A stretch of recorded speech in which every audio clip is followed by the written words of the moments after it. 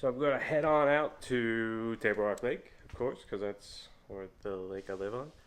And I'm going to mess around with the Panorama rig. The Panorama 6.5 is what I got. I'm going to try to figure out a way to fish this thing for the Big Bass Bash coming up this weekend, as well as the Chad Chad.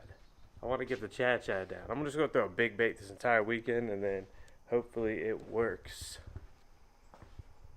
But last year's one, or the spring one was one on a Ned rig, so who knows. But the thing about where I'm going to Cape Fear, and that ramp is pretty crazy, because some days you show up and Stacy King's there, or another day you show up and KBD's there, but then you could also show up and Randy Blackett's there, and then you gotta hide your garments, hide your rants. I'm almost out of coffee. I have the weapons I'm going to play around with today. I said just the Panorama rig and the Chad Chad, but I did grab a couple other things I want to play around with. Let's get to it.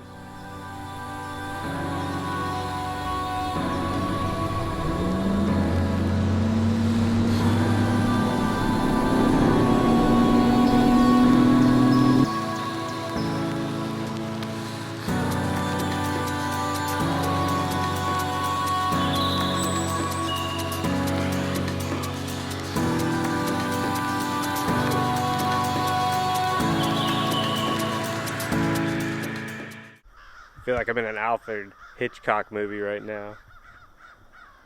There's like a million crows over there.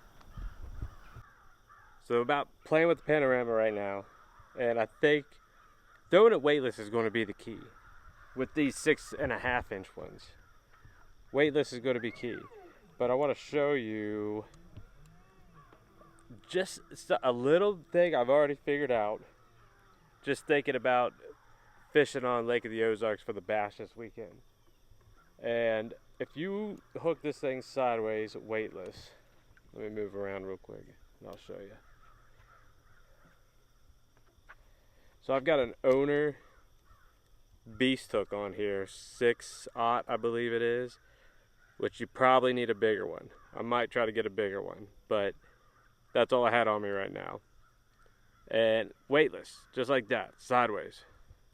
Let me show you what this thing looks like. That's going to work around docks when it comes to Lake of the Ozarks, especially with the live threadfin shad color one. Check this out. Alright, if you let this thing just cast it out there, it floats just a little bit. A little bit of slack line. But if you twitch your rod, look at that tail. Just a little bit of twitch. Just a little twitch. Thing looks real too. Look at that. That's a live threadfin shad.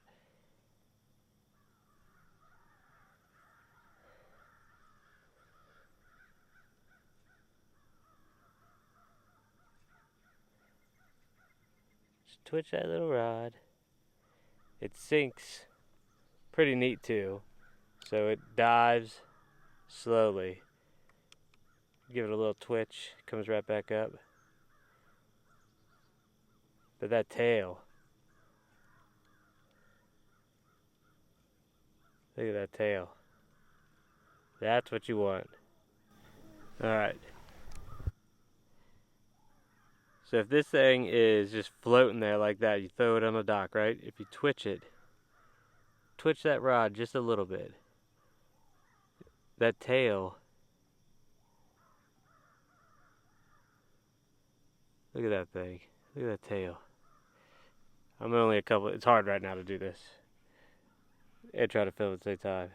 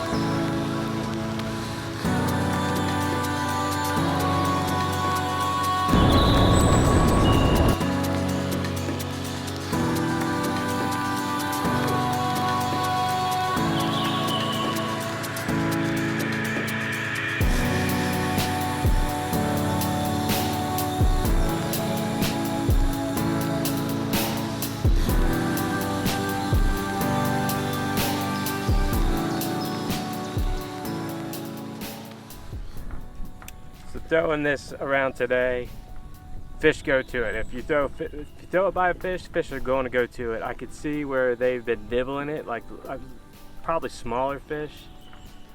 You can see like the paint's coming off of that right there. That's probably just for hitting the water or rubbing on the carpet of the boat.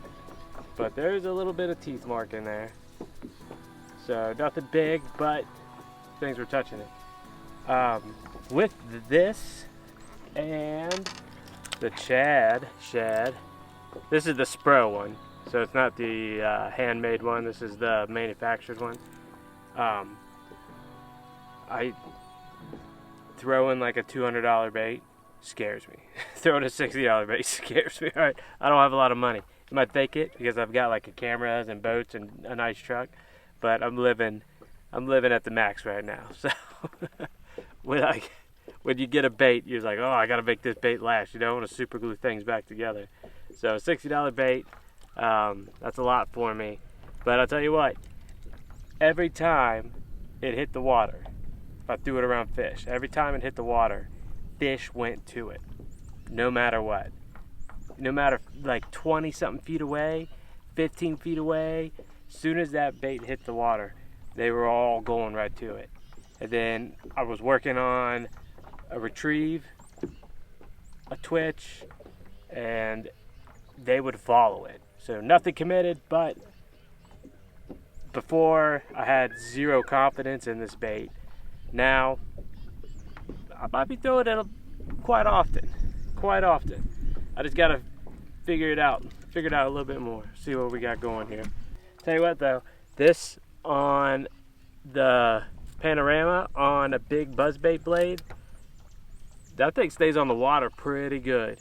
And the only thing is like with the hook bait keep on the hook, I mean, it's ripping good. So just by pulling it through the water, it rips good. But if you get some like Mend-It or something, not, I wouldn't use super glue because I think super glue is going to eat through this.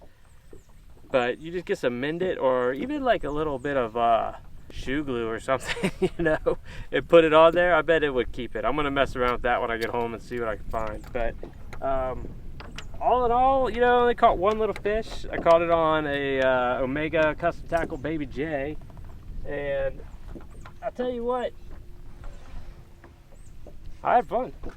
It gets kind of weird online because people get so like, if you don't catch the world record every time you go out, people are like, you suck at fishing.